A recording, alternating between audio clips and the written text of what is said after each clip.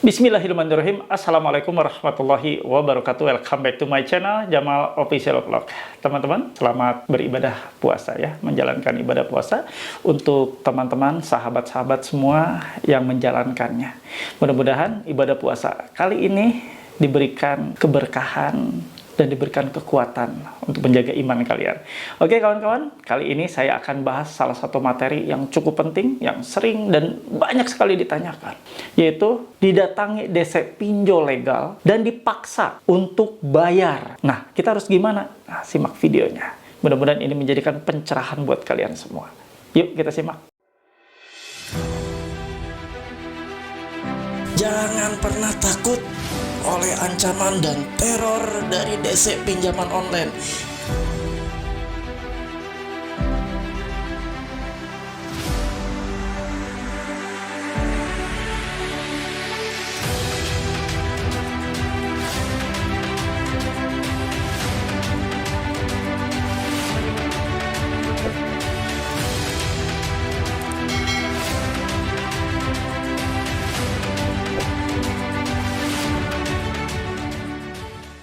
Alhamdulillah teman-teman, bertemu kembali ya dengan channel ini yang tetap ada membersamai kalian semua, bersama-sama dengan kalian saat situasi gagal bayar di pinjaman online, baik legal maupun ilegal. Kali ini adalah materi yang sering sih saya ulas ya, tapi saya akan terus-menerus saya ulas, saya review, saya kasihkan edukasi buat kalian semua terkait kedatangan DC pinjaman online legal yang memaksa Anda untuk melakukan pembayaran, memaksa. Nah, bagaimana menyikapinya Pak? Bagaimana kami nasabah harus bersikap menghadapi DC-DC seperti ini? Kita akan ulas ya, berikut dasar hukumnya yang akan menjerat mereka para penagih yang melakukan pemaksaan menagih ke nasabah yang gagal bayar di pinjaman online. Yuk kita simak seperti apa ulasannya. Nah, ini adalah salah satu pertanyaan dari grup Paguyuban Membasmi Pinjol Nusantara yang ada di FB. Saya bacakan ya pertanyaan teman kita ini biar kalian paham ya. Saya didatangi sama orang kredipo 2 orang. Sebelumnya datang ke rumah nggak pernah ketemu, cuma istri yang ada di rumah. Dia maksa harus ada pembayaran, sedangkan saya kekeh nggak bisa untuk pembayaran. Sampai-sampai yang satu orang ngotot banget, mulai galak. Hampir saya kena mental berhubung baru pertama kali juga menghadapi DC. Saya minta pencerahan untuk kedepannya. Bagaimana ngadepinnya ya? Soalnya dia mau datang lagi bilangnya mau bawa bosnya dan nggak bakalan ngasih kebijakan lagi katanya. Nah, ini saya akan jawab langsung. Jadi begini kawan. Dia didatangi DC kredipo 2 orang. Yang satunya ngotot, maksa-maksa. Ya, sampai-sampai marah-marah karena minta ya untuk segera dilakukan pembayaran, maksa untuk melakukan pembayaran. Begini kawan, pembayaran pinjaman online, utang pinjaman online itu sepenuhnya adalah suatu pembayaran yang harus Anda bayar secara online, bukan pembayaran via petugas DC lapangan yang nagih ke rumah. Lalu, apakah mereka berhak untuk melakukan penagihan? Berhak dan boleh sepanjang mereka mengikuti kaidah-kaidah yang berlaku, mengikuti aturan dan pedoman hukum yang berlaku, serta aturan-aturan dan norma-norma yang berlaku di masyarakat. Tapi kalau mereka sudah melenceng, berarti mereka sudah melanggar beberapa aturan. Nah, bagaimana Pak menyikapi hal-hal seperti tersebut ya? Jadi begini kawan, jadi aturannya sudah jelas bahwa mereka tidak boleh melakukan penagihan dengan cara-cara di luar kepatutan yang berlaku di masyarakat. Ini diatur di dalam POJK nomor 10/05/tahun 2022 tentang pendanaan berbasis teknologi informasi. Nah, di sini dijelaskan bahwa tidak boleh namanya tenaga penagihan dalam melaksanakan penagihan melakukan ancaman-ancaman kekerasan, untuk melakukan pemaksaan, untuk memaksa nasabah melakukan pembayaran dengan cara-cara di luar norma-norma yang berlaku di masyarakat. Belum lagi dia kesandung nantinya bermasalah di pasal 335 Junto putusan Mahkamah Konstitusi nomor 1 garis miring PUU 11 tahun 2013. Nah, ini ancamannya 1 tahun. Ya, ini pasal 335 ya. Tapi di pasal ini karena ada putusan dari Mahkamah Konstitusi, makanya dihapuskan frasa perbuatan tidak menyenangkan. Ini saya akan sebutkan ya.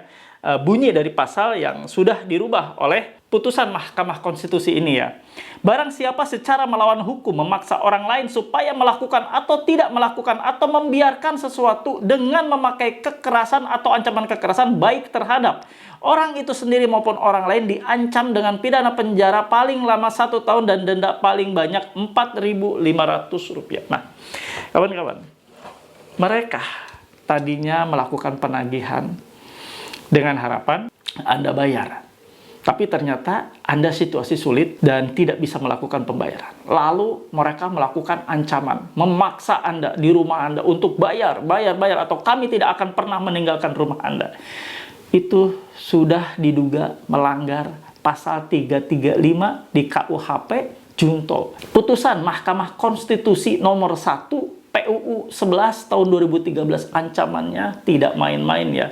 Lumayan nih, ancamannya 1 tahun pidana penjara untuk pelaku yang melanggar aturan ini. Dan kalian tidak usah takut, berarti ini adalah tameng yang jelas. Aturan hukum yang jelas bagi Anda nasabah yang dilakukan tindakan sewenang-wenang oleh mereka. Diancam-ancam di rumah, dipaksa-paksa dibayar. Anda bisa melaporkan hal ini ke polisi. Tapi catatan, Anda harus memiliki bukti yang kuat.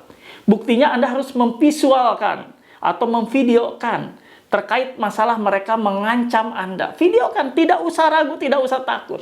Kalau mereka tanya, ngapain divideokan? Ini sebagai alat bukti buat saya laporan terkait masalah Anda mengancam saya untuk membayar. Anda memaksa saya membayar dengan ancaman-ancaman. Saya akan videokan. Begitu aja, nggak usah takut kawan.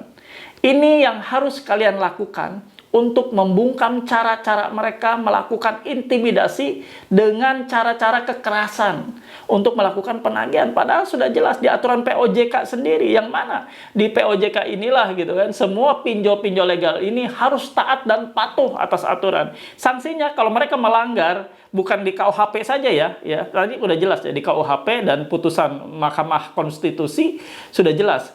Ini hukumannya 1 tahun, tapi untuk mereka yang melanggar di POJK nomor 10.05 tahun 2022, mereka bisa dicabut izinnya loh. Kalau misalnya memang benar buktinya ada mereka melakukan tindakan-tindakan arogan, melakukan intimidasi ke nasabah dan videonya nyata, real, itu video yang Anda rekam sendiri, itu bisa kena. Bisa ujung-ujungnya ya maksimal hukumannya itu bisa dicabut izin beredar dari pinjaman online tersebut. Ini adalah sesuatu hal yang tegas. Tapi banyak sekali nasabah yang tidak tahu dan menerima pasrah begitu saja ketika dilakukan intimidasi, dilakukan pemaksaan di rumah dan tidak bisa berbuat banyak mereka. Hanya pasrah saja, diomel-omelin karena mereka berpikir, saya di rumah nggak ada siapa-siapa, suami nggak ada.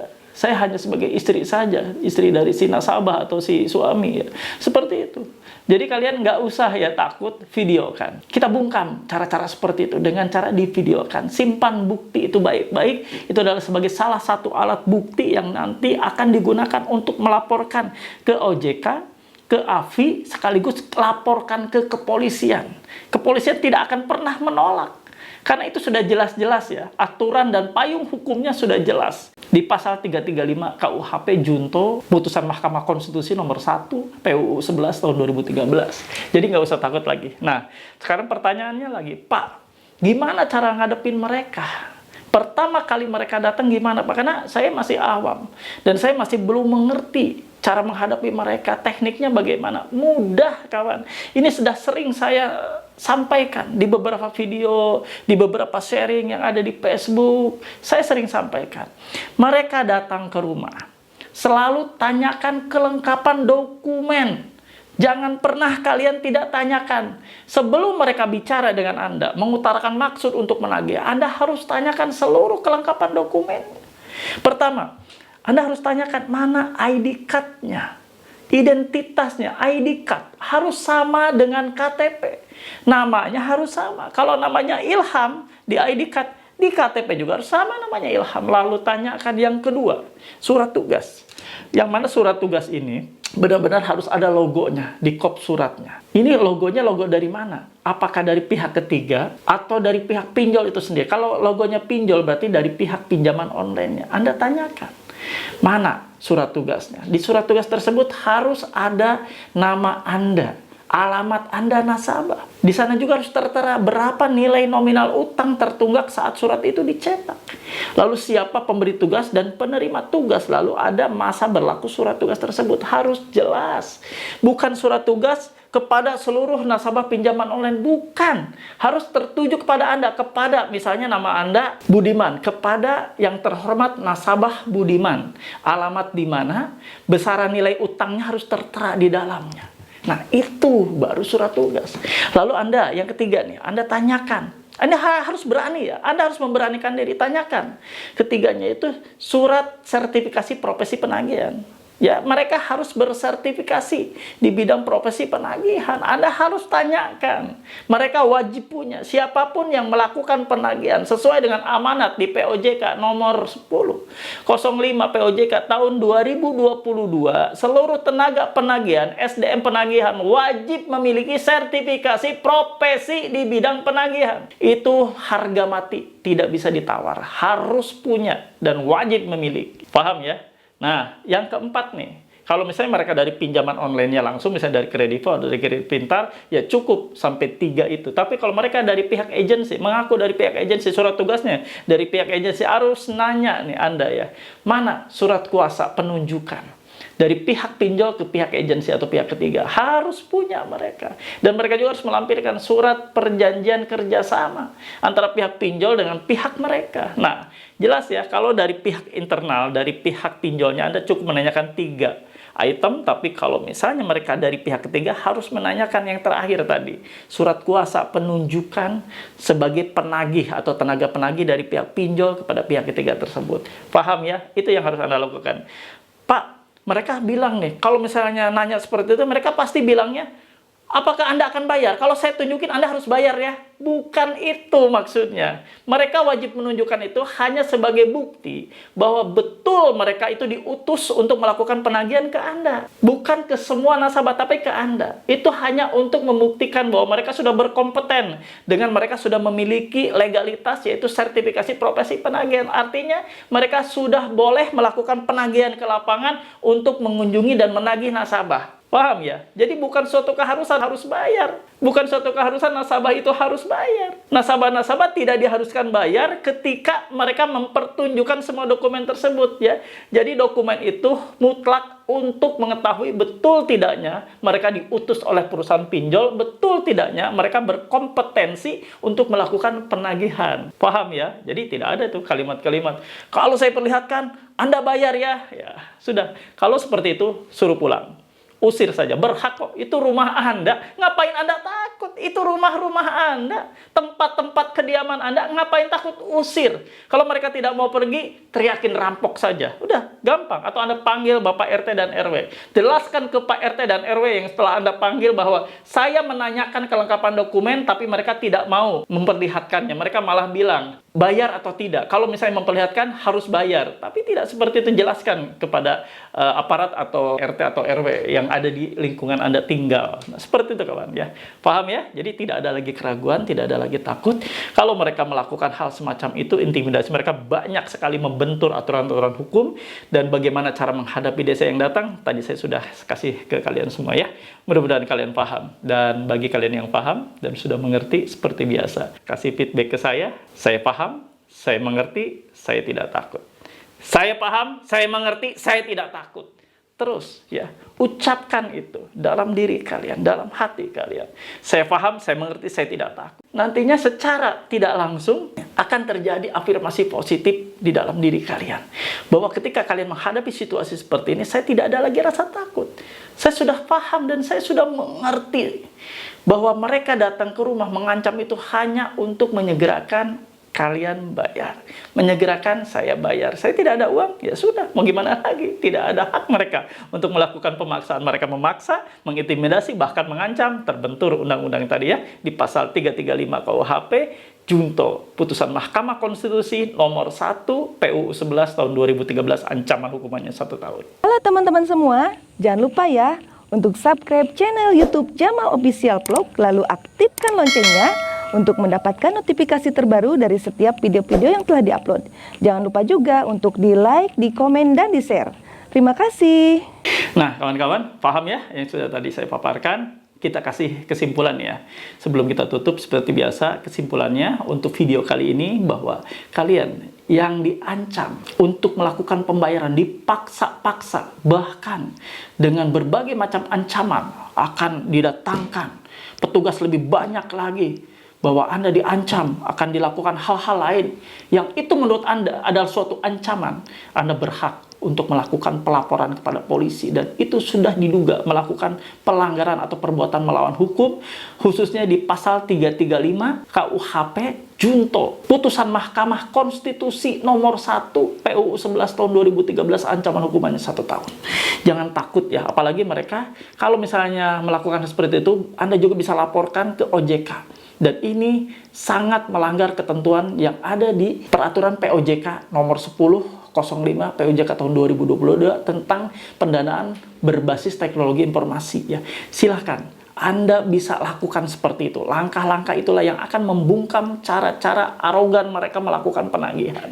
Mereka harus dikasih pelajaran ya. Jadi Anda harus punya bukti. Untuk melakukan semua ini wajib memiliki bukti, yaitu dengan cara visualkan, videokan seluruh kejadian, rangkaian kejadian dari awal mereka maki-maki Anda, maksa-maksa Anda, videokan saja. Jangan takut untuk memvisualkan. Biarkan. Kalau mereka bilang, nanti kamu saya tuntut dengan undang-undang ITE, tidak masalah. Mereka sudah diduga melanggar. Pasal-pasal yang tadi saya sebutkan, nggak usah takut. Karena undang-undang bukan untuk disebarkan oleh Anda, bukan kan? Tapi untuk Anda laporkan. Kasih tahu ke mereka, saya kalau kena undang-undang ITE, betul bisa kena undang-undang ITE.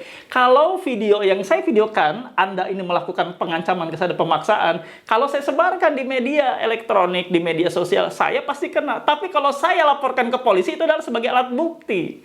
Atau saya laporkan ke POJK juga, atau ke OJK, itu adalah sebagai alat bukti bahwa Anda sudah melakukan pelanggaran. Nah, paham ya sampai situ? Oke, ini daging banget ilmu buat kalian. Oke kawan-kawan, seperti biasa saya tutup saja video kali ini dengan mengajak kalian sama-sama beristighfar, lalu kita lanjut dengan doa. Mudah-mudahan Allah mengampuni segala macam kesalahan, dosa-dosa yang sudah kita perbuat, dosa yang sengaja kita perbuat dengan mengambil pinjaman online. Mengambil riba pinjaman online itu adalah sesuatu kesalahan yang sangat fatal buat Anda sendiri.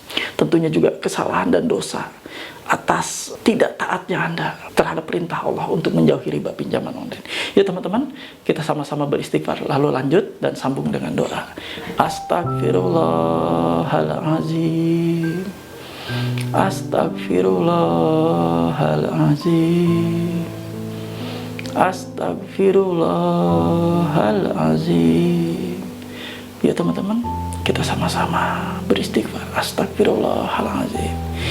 Kita mohon ampunan atas segala masalah yang datang saat ini silih berganti menghampiri kita. Semua adalah kesalahan yang kita buat. Kita mohon ampunan, kita minta, kita tobat, kita hijrah, kita istiqomah, tidak lagi melakukan pelanggaran-pelanggaran dan dosa-dosa seperti ini. Dosa yang membuat susah dan sengsara hidup kita. Dosa yang membuat kita malu seumur hidup kepada teman, sanak saudara, kerabat, teman-teman kantor, bos di kantor, dan lain-lain, kolega, teman-teman. Hindari riba pinjaman online. Cukup sudah kita terjerat saat ini dan tidak mengulanginya kembali. Yuk sama-sama kita berdoa. Ya Allah, ya Allah, ya Rabb, yang Maha Pengasih, Maha Penyayang, ampuni kami semua ya Allah. Ampuni kami yang telah lalai atas perintah-Mu ya Allah. Perlancar segala ikhtiar usaha yang kami lakukan, permudah segalanya ya Allah. Berikan kami rezeki-rezeki yang terbaik. Dekatkan kami dengan rezeki-rezeki-Mu yang halal. Jauhkan kami dari rezeki-rezeki yang haram ya Allah. Sehatkan hamba-Mu agar hamba dapat bekerja, memaksimalkan diri untuk menjemput seluruh rezeki-Mu yang halal dengan maksimal. Amin ya rabbal alamin. Alhamdulillah teman-teman, akhirnya ada di penghujung video, dan saya berharap kalian tetap tenang, dalam situasi kalian gagal bayar, apalagi situasi saat ini di bulan suci Ramadan, kalian tentu harus lebih banyak mengendalikan diri, lebih banyak bisa merespon segala bentuk ancaman tersebut dengan arif dan bijaksana. Artinya Anda tidak usah panik, kedepankan ya rasa santai Anda, rasa slow Anda. Hal-hal seperti itu tidak usah Anda pikirkan. Ancaman-ancaman hanyalah sesuatu untuk membuat Anda segera bayar. Tidak ada yang lain. Anda tidak bakal bisa dipenjara juga kok. Sudah saya jelaskan dalam video-video terdahulu. Nasabah gagal bayar sampai dengan saat ini tidak ada yang dimajukan ke pengadilan atau ke sidang perdata. Apalagi sampai dipidana, sampai dipenjara. Nggak akan pernah terjadi ya. Paham ya? Kita tutup saja video kali ini. Stay strong, keep strong. Rabbana atina fid dunya hasanah wa fil akhirati hasanah wa qina adzabannar. Wallahu muwaffiq ila aqwamit thoriq. Wabillahi taufiq wa hidayah. Wassalamualaikum warahmatullahi wabarakatuh. Bravo.